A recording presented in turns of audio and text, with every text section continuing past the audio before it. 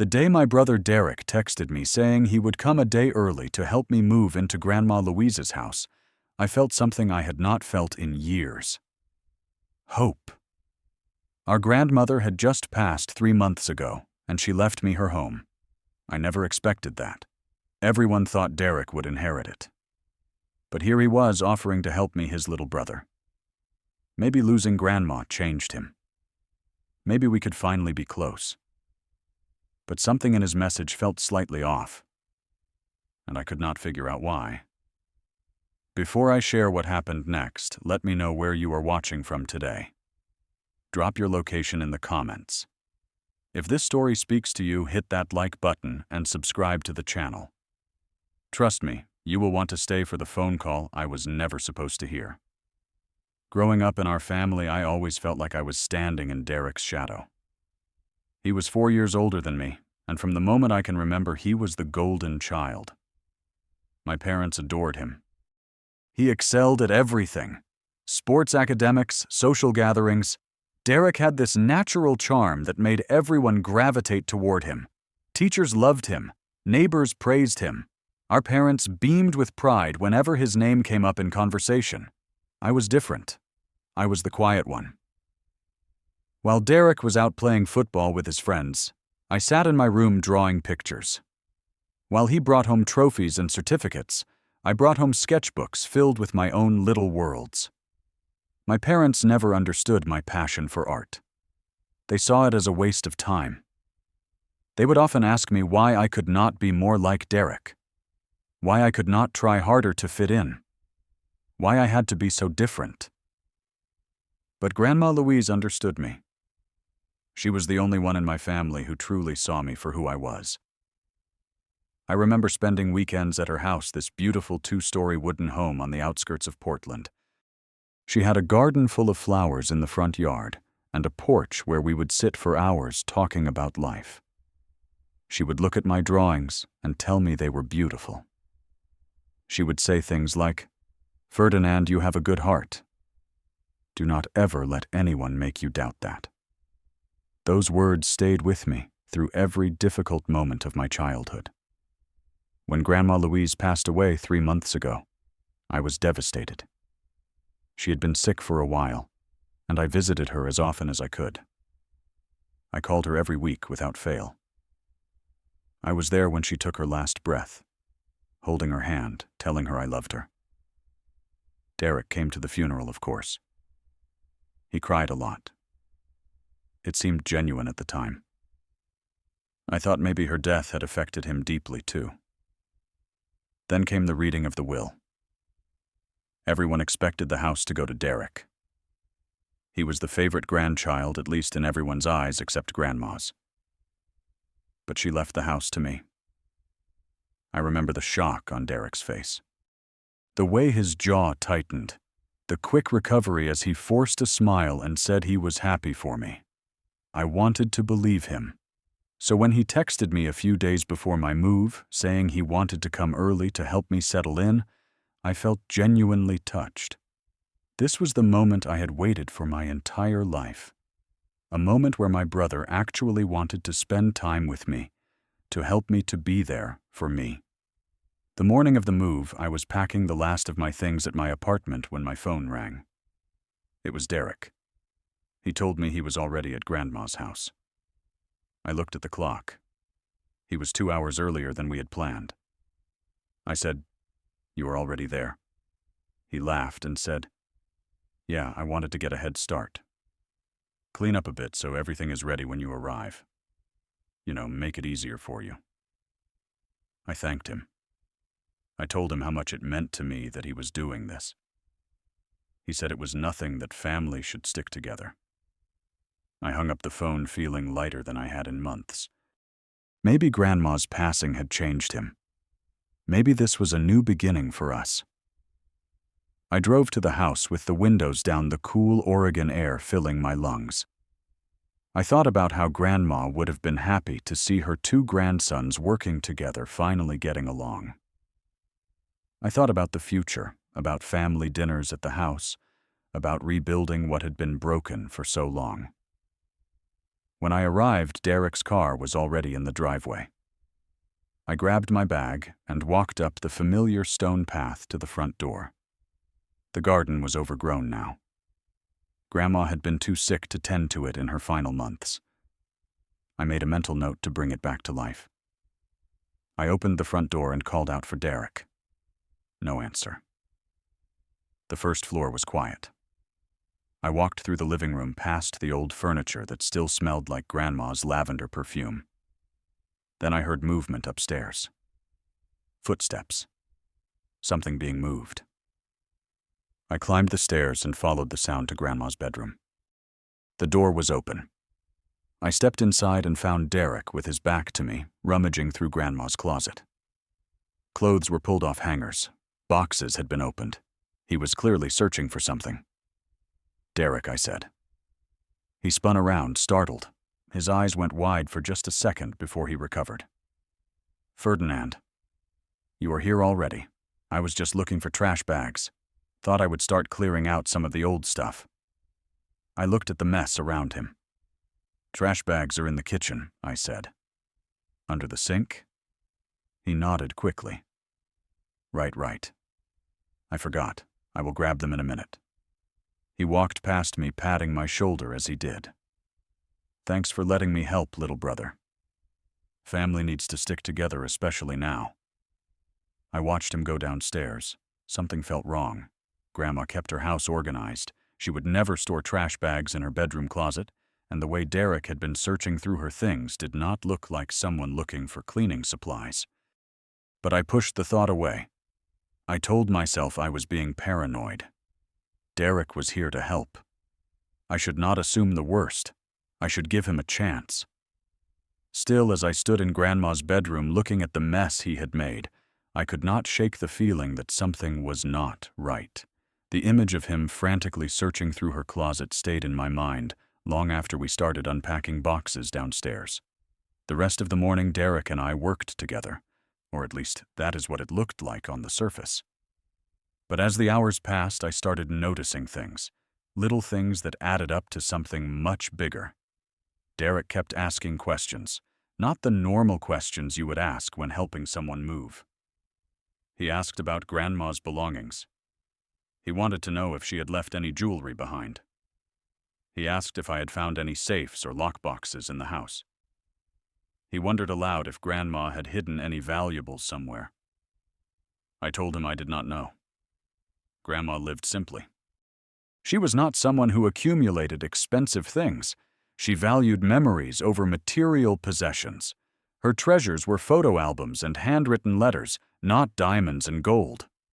Derek did not seem satisfied with my answers. He kept pushing.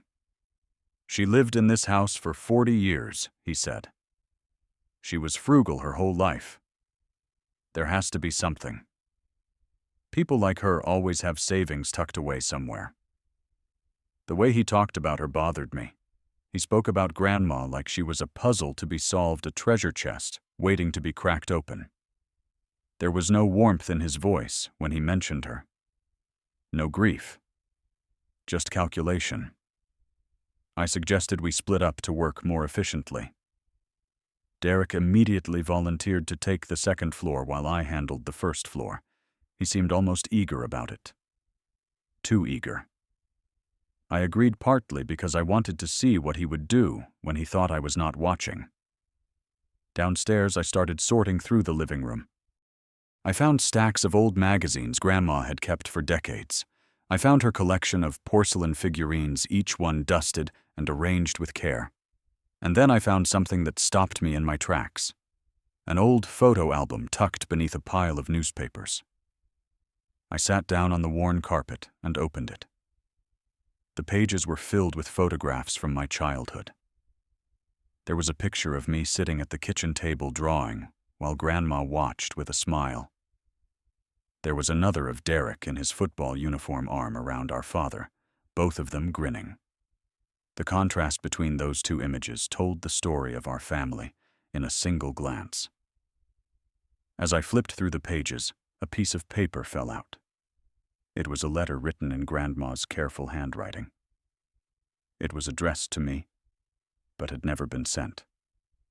"My dear Ferdinand," she wrote, "I know you have always felt like you were not loved as much as your brother. I know your parents made you feel like you were not enough.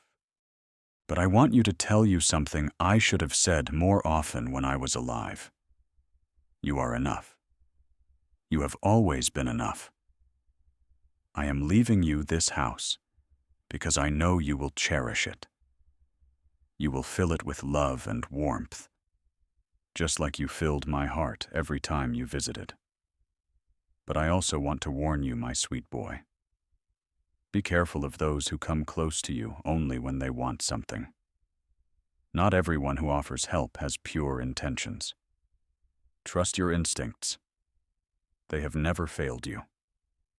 I read the letter 3 times. Each time the words hit harder. Grandma had known. She had seen through the pretenses and the performances. She had understood the dynamics of our family in ways I was only beginning to grasp. I folded the letter carefully and slipped it into my shirt pocket. Right at that moment, I heard a loud thud from upstairs. Then Derek's voice cursing under his breath. Something had fallen, or something had been thrown. I climbed the stairs quietly. When I reached the second floor, I found Derek in the hallway. He had taken down all the framed pictures from the walls. The rugs had been pulled up and thrown aside. He was on his knees, knocking on the floorboards, like he was searching for a hidden compartment. "What are you doing?" I asked. He looked up, his face flushed. "Just checking for water damage," he said. "You know, making sure the floors are solid. Old houses like this can have problems." I looked at the chaos around him. The walls were bare. The rugs were piled in a corner. This was not someone checking for water damage. This was someone tearing the house apart. "Derek," I said, my voice steady. "What are you really looking for?" His expression shifted. The friendly mask slipped just for a moment. "What is that supposed to mean?" "You have been asking about jewelry and safes all morning. Now you are ripping up the floors. This does not look like helping me move." He stood up, brushing dust off his knees. "You are being paranoid, Ferdinand. I am trying to help you. Why do you always assume the worst about me because you have never given me a reason to assume anything else I wanted to say?" But I held my tongue. Instead, I shrugged and said, "Fine. I am going back downstairs." As I walked away, I could feel his eyes on my back. The tension between us was thick now. The pretense of brotherly love was wearing thin. But I needed to know what he was really after. And I knew that if I confronted him directly, he would just lie. I remembered Grandma's letter. "Trust your instincts. They have never failed you." My instincts were screaming that Derek was hiding something, and I was determined to find out what. Around noon, I told Derek I was going out to grab lunch for both of us. He seemed relieved, almost happy to have me out of the house. He said he would keep working while I was gone, that there was still so much to do. I drove my car down the street, but I did not go to get food. Instead, I parked about 200 feet away behind a row of bushes where my car would not be visible from the house. Then I walked back, my heart pounding in my chest. The back door was unlocked. I had left it that way on purpose. I slipped inside as quietly as I could, removing my shoes so my footsteps would not give me away. The house was silent except for the creaking of the old wooden floors above me. I moved toward the staircase and stopped at the bottom. Derek was talking. At first, I thought he might be on a video call, but then I realized he was on the phone. His voice was low-hushed, like he did not want anyone to hear. I pressed myself against the wall and listened. "I have been searching all morning," he said. "Nothing yet. The old woman must have hidden it somewhere good." My blood ran cold. The old woman. He was talking about Grandma. There has to be something, he continued. She lived like a miser her whole life. There is no way she left that pathetic house to Ferdinand without stashing some money or jewelry somewhere. She was too smart for that. There was a pause. He was listening to whoever was on the other end. Then he spoke again. "If I find anything, I am taking it before he notices. Ferdinand is clueless. He will never figure it out. Besides, this whole inheritance is unfair. I was the one who deserved this house. I was the one who made the family proud. Not him." Another pause. His voice dropped even lower, but I could still hear every word. "Karen, we need this money. We are 3 months behind on the mortgage. If we do not come up with something soon, the bank is going to foreclose. I do not care what I have to do. Ferdinand can keep his little house. I just need whatever valuables the old woman left behind." I stood there frozen. My brother was in debt. He was about to lose his home, and his solution was to steal from me. To take whatever he could find in Grandma's house and pretend it never existed. I thought about all the years I had spent hoping he would accept me. All the times I had wondered why he never reached out, why he never seemed to care. Now I understood. He only cared about himself. He always had. I slipped back out the way I came in. My hands were shaking as I walked to my car. I sat in the driver's seat and stared at the steering wheel, my mind racing. I pulled out my phone and called Marcus. He was my best friend, the one person outside of Grandma who had always believed in me. I told him everything. The text from Derek. The strange behavior. The phone call I had just overheard. Marcus was furious. He told me to kick Derek out immediately.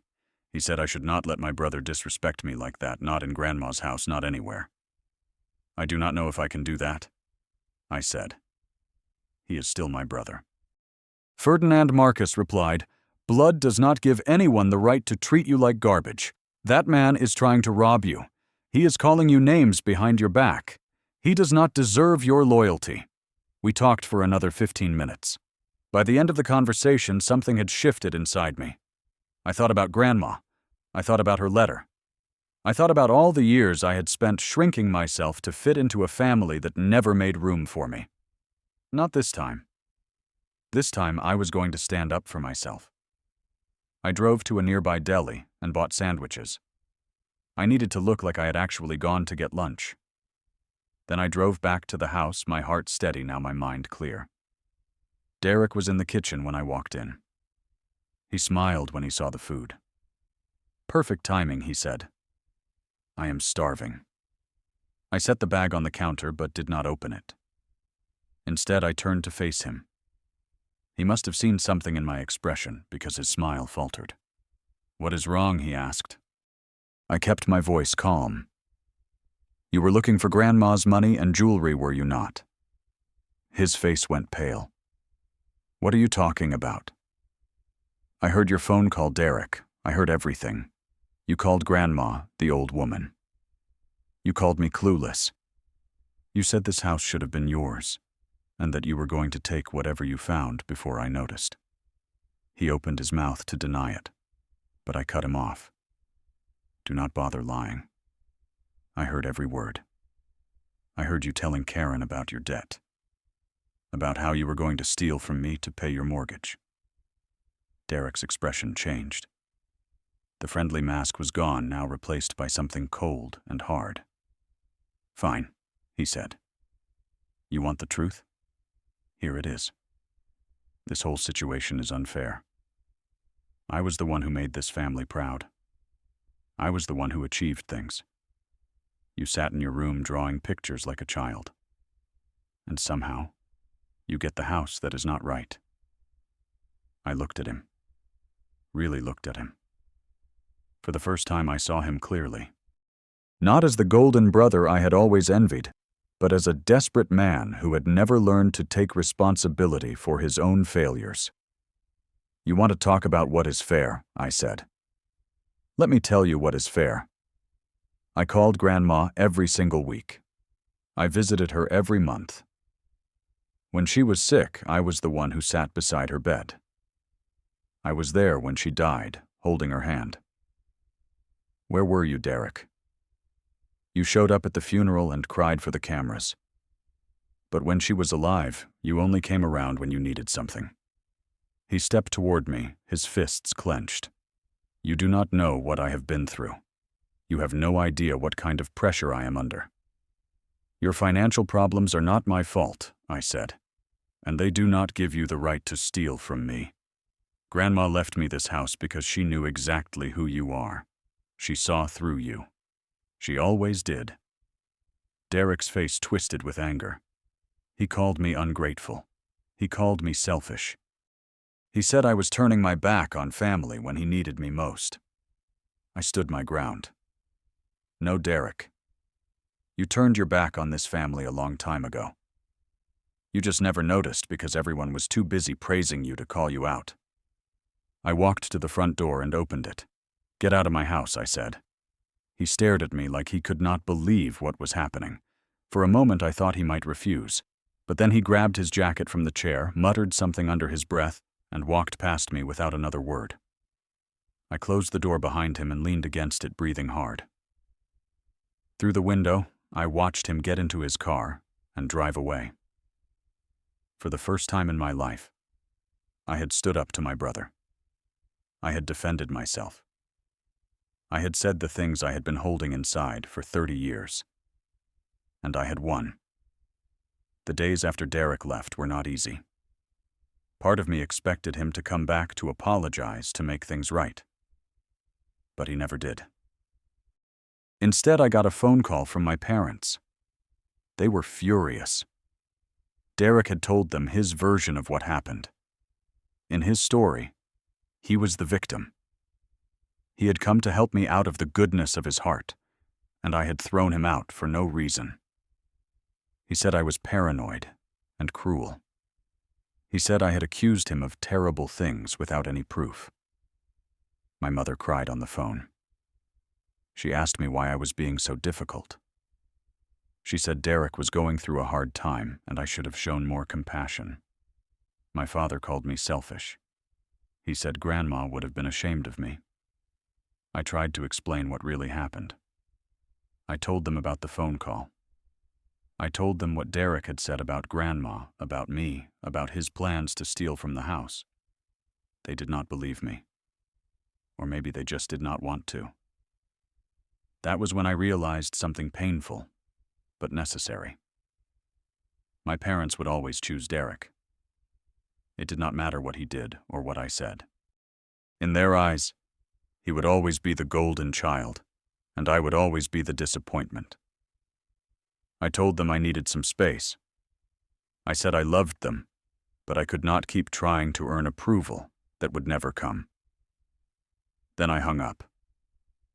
The first few weeks in Grandma's house were lonely. I wandered through the rooms surrounded by memories. Sometimes I would catch a faint trace of her lavender perfume, and I would have to stop and breathe through the wave of grief that hit me. Marcus came by often. He helped me repair the old fence in the backyard. He helped me clean out the gutters. More importantly, he sat with me on the porch on quiet evenings and listened while I talked through everything I was feeling. One afternoon, while sorting through Grandma's bedroom, I found a box I had not noticed before. It was tucked in the back of her closet, hidden behind winter coats. Inside were her journals, dozens of them spanning decades of her life. I spent weeks reading through them. She wrote about her marriage, her children, her grandchildren. She wrote about her fears and her hopes. And she wrote about me. Page after page of her thoughts about Ferdinand. How proud she was of my art. How worried she was that I would let the family's treatment break my spirit. How much she wished she could protect me from the pain she knew was coming. One entry written just a few months before she died made me cry harder than I had in years. She wrote, "Ferdinand does not know how special he is. He thinks he is not enough, because that is what they have taught him to believe. But I see him. I see his kindness, his talent, his beautiful heart. I only hope that one day he sees it too."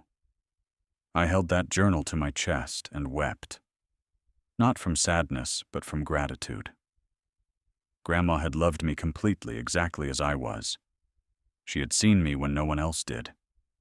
And she had left me this house not just as an inheritance, but as a message.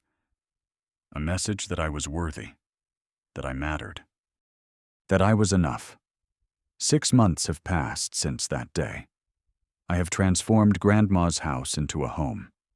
I replanted her garden, and now flowers bloom in the front yard again, just like they used to when she was alive.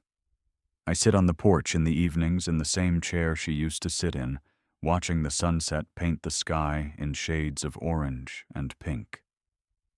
I have not spoken to Derek or my parents since that first phone call. I do not know if I ever will. Some nights I wonder if they think about me, if they regret what happened, if they ever question the story Derek told them.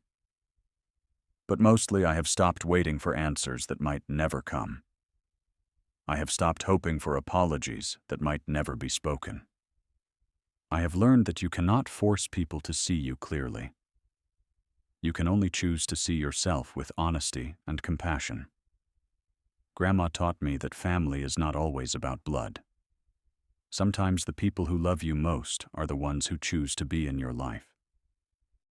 Marcus has been more of a brother to me than Derek ever was, and Grandma, even though she is gone, remains the most important person in my story.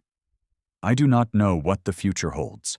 I do not know if wounds can be healed or bridges can be rebuilt.